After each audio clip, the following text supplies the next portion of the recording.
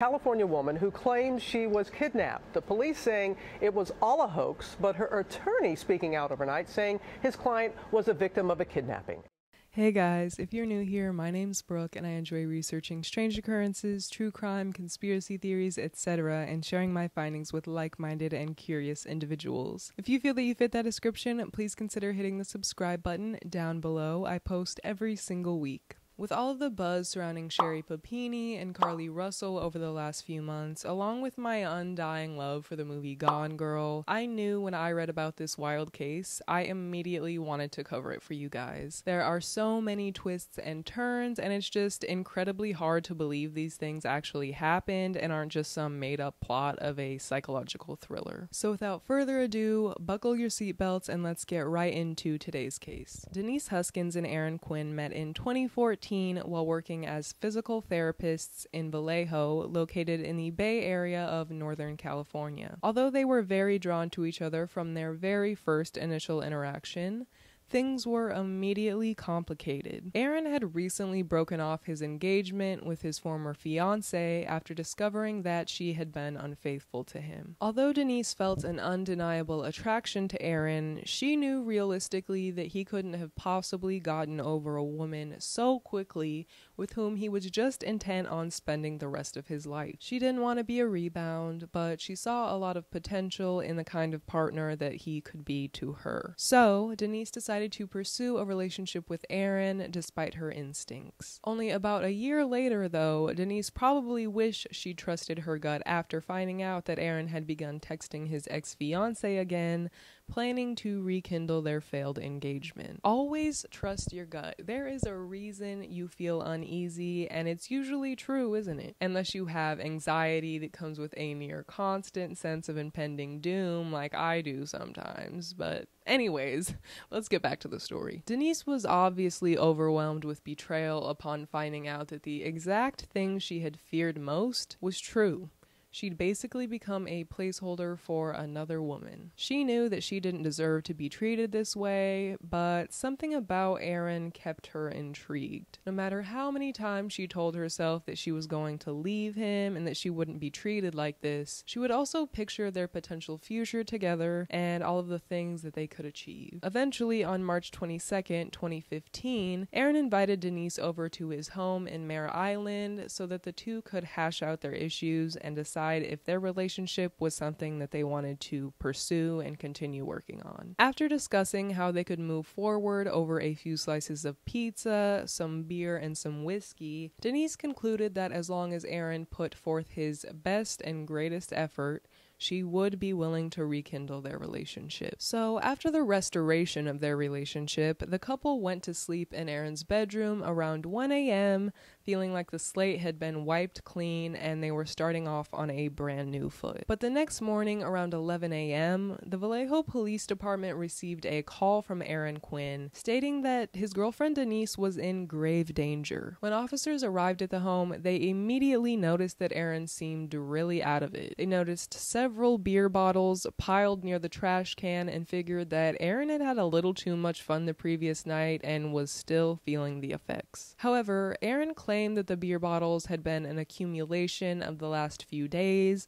and that he just placed all of them together to be recycled at once. Fair enough, but that didn't explain why Aaron seemed to be very much under the influence. When police straight up asked him if he was on drugs, Aaron said yes. He explained that the entire reason he'd called 911 was because 9 hours prior, in the middle of the night, people wearing wetsuits broke into his home, drugged him, and kidnapped his girlfriend Denise. Police at this point are of course pretty skeptical of Aaron's claims because in addition to his very outlandish story, police noticed that Aaron's car was gone out of the driveway. That, combined with the amount of time between Denise's alleged kidnapping and Aaron calling the police, this entire debacle reeked of domestic violence murder. So after collecting DNA from the house, transporting Aaron down to the station both to take his statement and his clothing for evidence, Police outfitted Aaron in brand new inmate attire. Still, Aaron goes on to recount the previous night's events, which are as follows. Around 3 a.m., Denise awoke to the sound of a voice which she initially chalked up to just being part of a dream. As this voice continued, she fully awoke to red and white flashing lights scattering across the room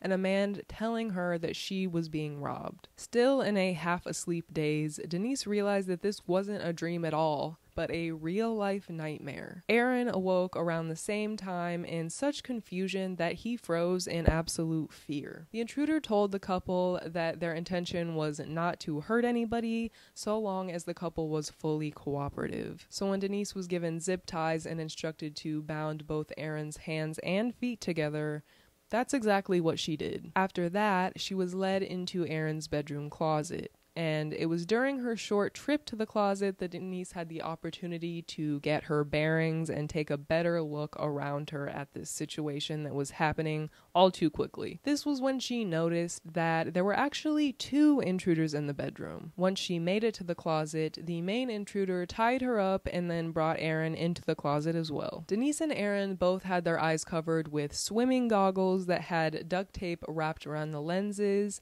and headphones placed over their ears. The intruders started playing pre-recorded messages to their captives, which told them that they would have to take a dose of diazepam mixed with NyQuil, and if they refused to take the medication orally, it would be injected intravenously. If they didn't comply with any of their intruders' demands or orders, they would be subject to electric shock, followed by cuts to their face. Scarier still, the recording played for Aaron referred to him by name, which led to his realization that this wasn't some just random break-in. The couple had been targeted, and this was all planned well in advance. But the intruders had made one crucial mistake. Upon questioning Aaron, the intruder realized that some details weren't exactly adding up to his expectations. They asked Aaron if Denise looked like Aaron's ex-fiancé, to which Aaron responded yes, they both have long blonde hair. The ex-fiancé had actually lived in this house with Aaron up until recently,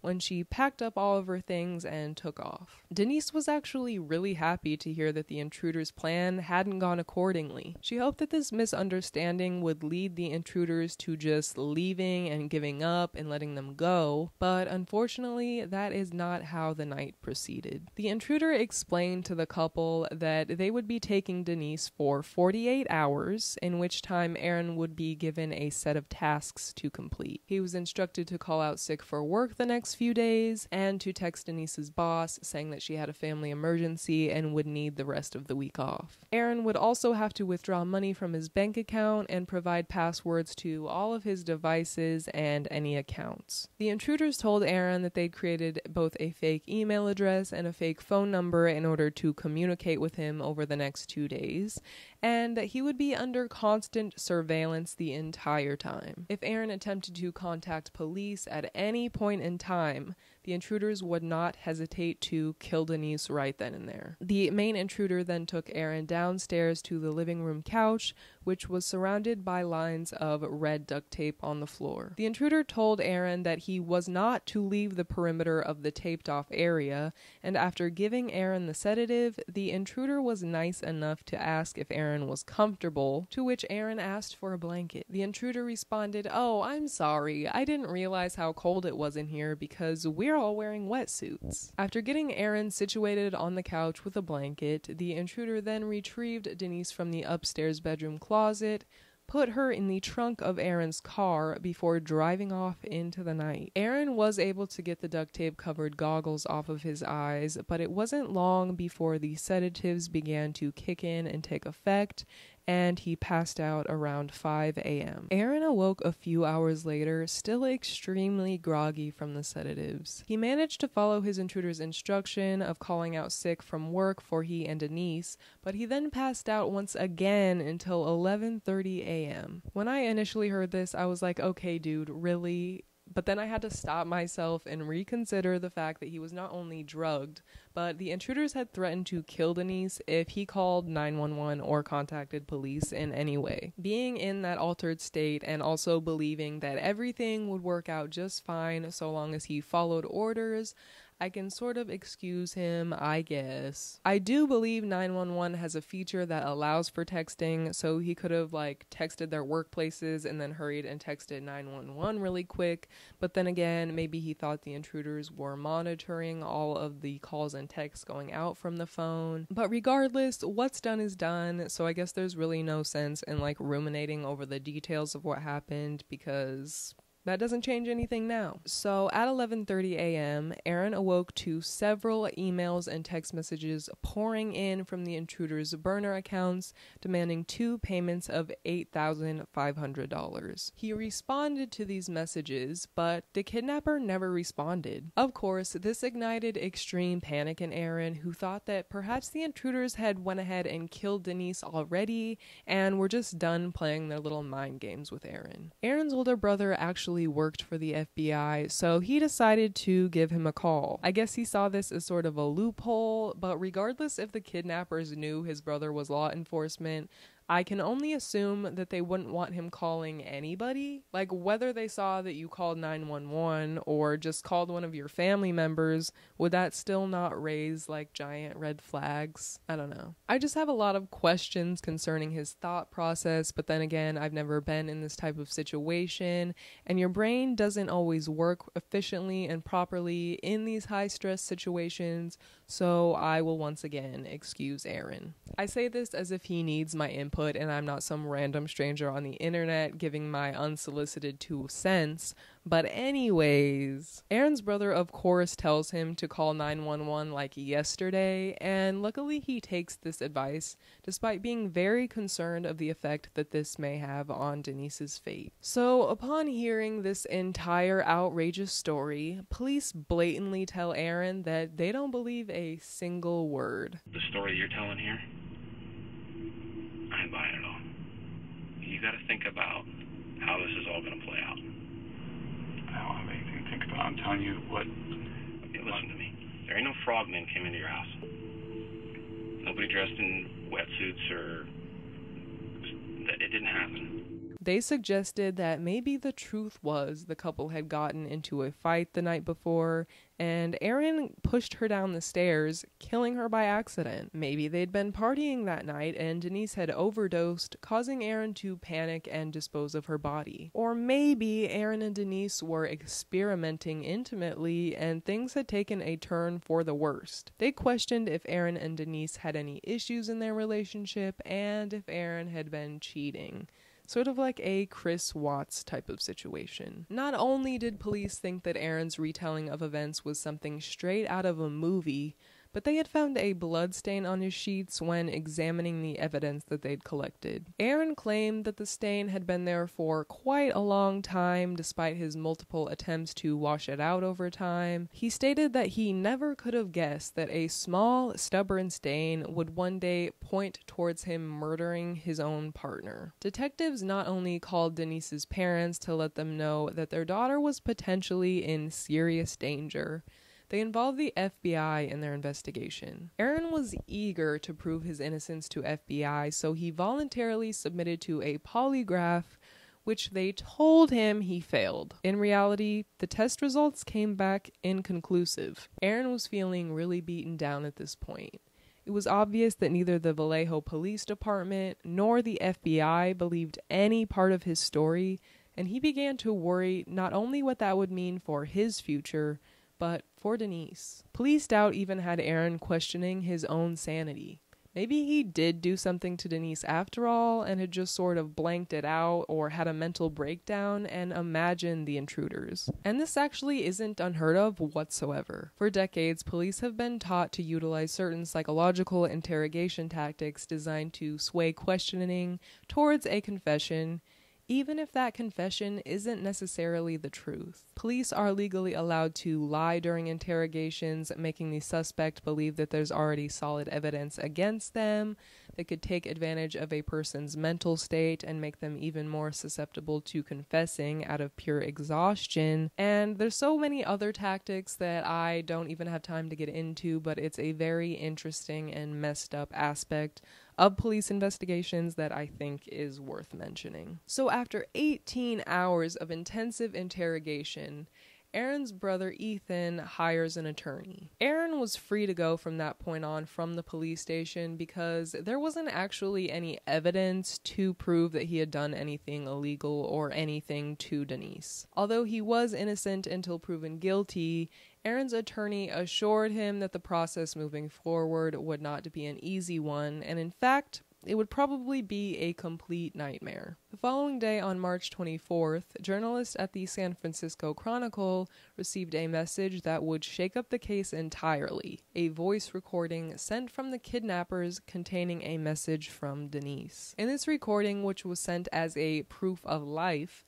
Denise had been instructed to talk about a plane crash that had taken place recently in order to prove that the recording was recent and not old. Aaron, of course, felt a huge sense of relief upon this news because not only was it evidence that Denise was still alive, but he felt this was further proof for police that he did not kill his girlfriend. So police call Aaron back to the station, temporarily returning his phone and instructing him to respond back to the kidnapper. But when police handed Aaron back his phone, he noticed that they had put the phone in airplane mode, despite it being the only means of direct communication they had with a kidnapper. When he went to turn airplane mode off, a flood of messages, emails, and missed calls just poured in. If you watched last week's video that I did on the prom night murders and Jeff Pelly, this case is definitely giving me similar vibes, with the police immediately drawing their own conclusion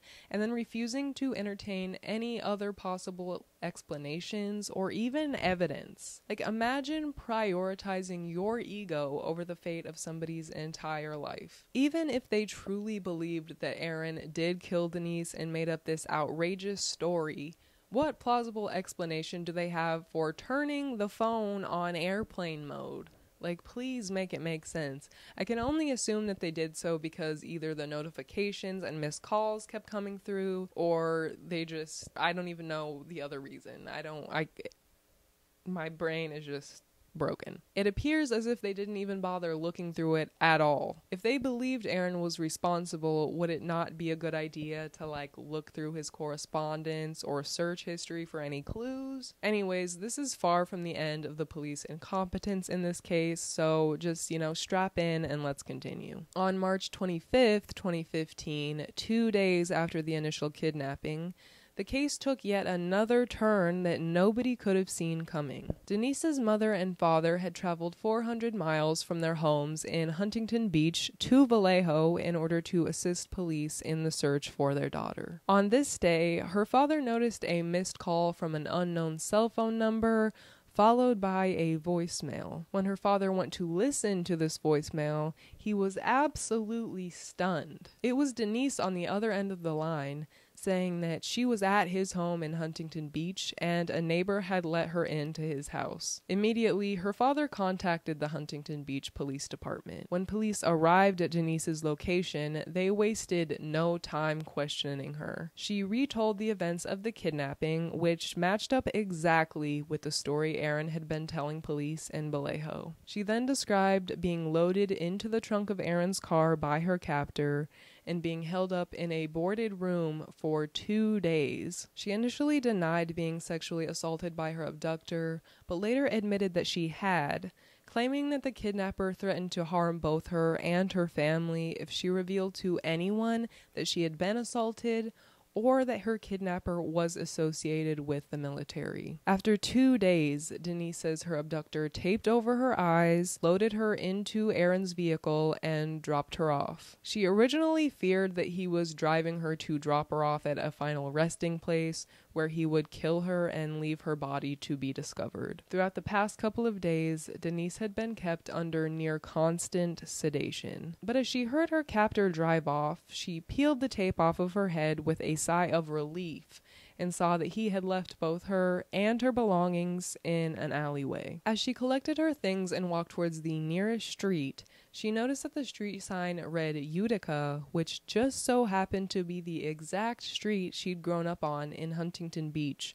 400 miles away from her home in Vallejo. Denise immediately began walking to her mother's home nearby, but nobody was there. She stopped a stranger passing by and used their cell phone to call her father, which led to her leaving the voicemail previously mentioned. She then walked to her father's house, which is where police met her. After detailing the traumatizing events of the last few days, Denise was terrified that her kidnapper would come back to harm her or her family. The thought never crossed her mind that it was the police she should be wary about. It wasn't until the FBI offered to fly Denise directly back to Vallejo in one of their very own planes that she realized police were looking into her as being deceptive. Denise's defense attorney advised her to take a commercial flight back to Vallejo instead, rather than taking up the FBI on their offer, which would almost certainly backfire in her face. So Denise sat in the airport, absolutely petrified of not only the police and the FBI,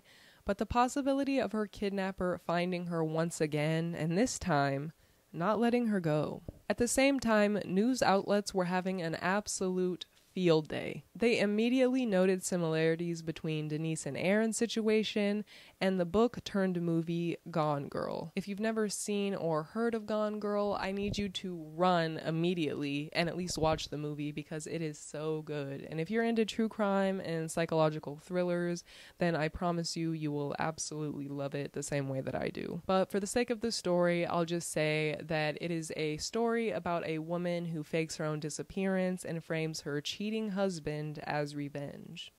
Sounds a little bit familiar, huh?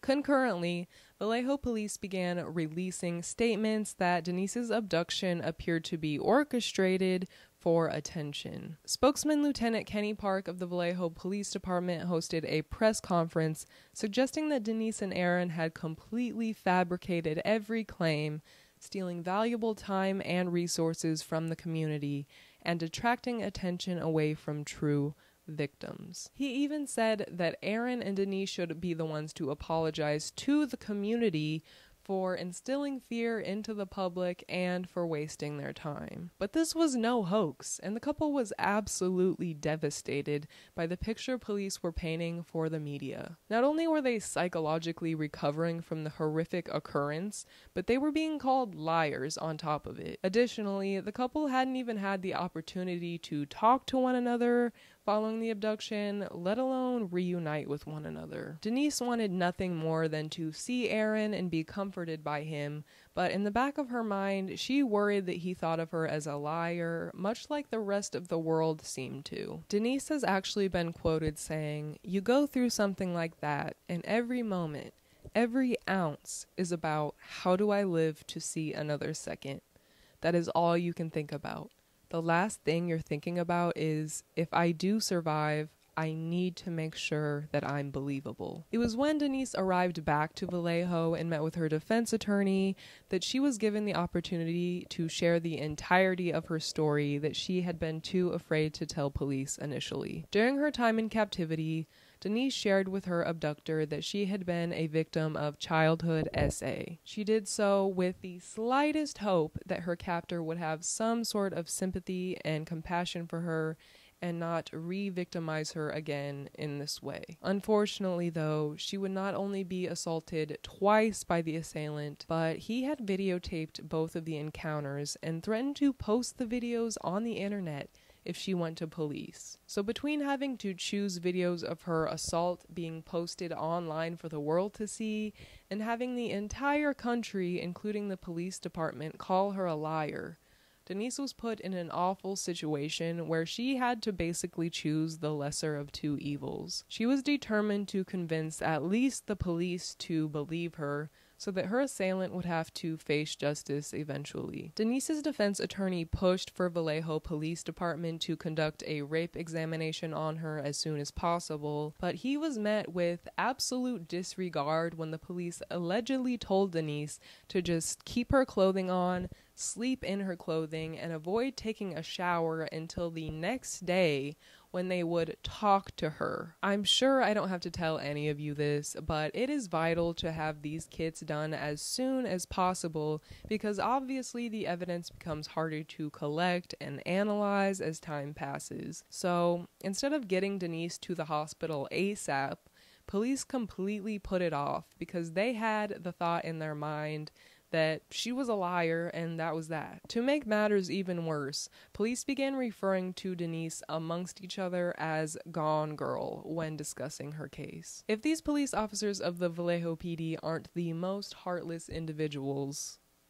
once again, I don't understand it. Why not just do the proper testing? It would only help to either further their own case if there were a lack of evidence, but on the other hand, it could literally back up Denise's claims entirely. Either way, the truth is revealed. Please make it make sense to me. For the love of God, I don't get it. I just don't get it. Is it laziness? Is it their ego? Is it all of the above? Probably all of the above. Not only were Denise, Aaron, and their defense attorneys getting extremely fed up with the conjecture flying around from the media and the police, somebody else was also getting fed up as well. The day after Denise's return to Vallejo, the San Francisco Chronicle received yet another message from the kidnapper. Being irritated by the false claims of their kidnapping being a hoax, they sent an entire manifesto explaining their supposed ring of criminals who were practicing their tactics, extensive descriptions detailing that night, and even sent photographic evidence of Denise being kidnapped and the room where she was being held. But you guessed it, police still did not believe that the kidnapping was real. They thought that the idea of an elite criminal enterprise was so unbelievable that it even further supported their theory of the kidnapping being orchestrated by the victims. Imagine police work being done so poorly that you push the actual perpetrator to release a statement being like, no, for real, you guys, Aaron and Denise are telling the truth. I did do all of those things to them. It's almost comical that it had to get to this point until you stop and think about how terrifyingly incompetent the people that are supposed to protect and serve really are, and how in reality they're just protecting and serving themselves. In the following weeks, there were no new breaks in the case, and police still believed that Aaron and Denise had conducted this so-called hoax. Aaron's mother has stated during this time that he and Denise were an absolute wreck. They could hardly function properly with the fear of both their perpetrator, but also the police and the media. The couple was basically forced to move out of Vallejo to continue their careers as physical therapists because their characters had been called into question so much that it tarnished their reputation as medical professionals within the community that they had come to call home. But on June 5th, things would take yet another turn. In the city of Dublin, which is about an hour drive south of Vallejo, a home robbery was reported to local police. According to the caller, he and his wife were asleep in the middle of the night when they awoke to an intruder in their bedroom. Much like Denise and Aaron's experience, the intruder instructed the wife to tie up her husband, but in this case, the husband saw a window of opportunity in which the intruder faltered, and the husband was able to tackle the suspect. Unfortunately, the intruder was able to hit the husband in the head with a flashlight and escape, but fortunately, he also dropped his cell phone in their home before fleeing. When police arrived and searched for the owner of this dropped device, it led back to a woman who claimed the phone belonged to her 38-year-old son, Matthew Mueller, who was staying at a cabin in South Lake Tahoe. That same day, police paid Matthew a visit and let him out of the cabin as they searched for any incriminating evidence. Now, Matthew was not your run-of-the-mill criminal.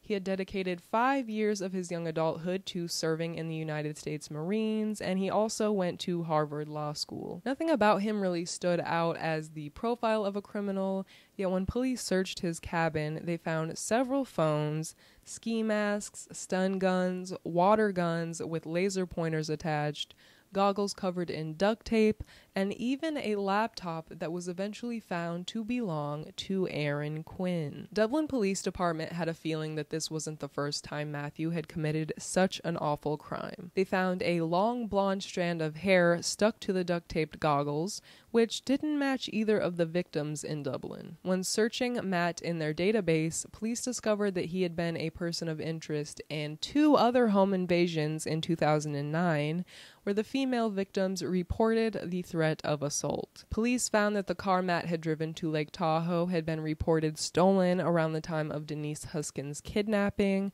which led them to look into her story. When they analyzed the car's GPS, they found that the car had been driven to the exact address where Denise was dropped off near her parents' home in Huntington Beach. When Dublin officers attempted to reach out to Vallejo police in order to join forces against Matt, get this, Vallejo police didn't respond for a while, and when they did, they just kept quiet and told Dublin officers to contact the FBI instead. But once the FBI got a hold of this new failed home invasion, they were extremely interested in Matt as a potential suspect.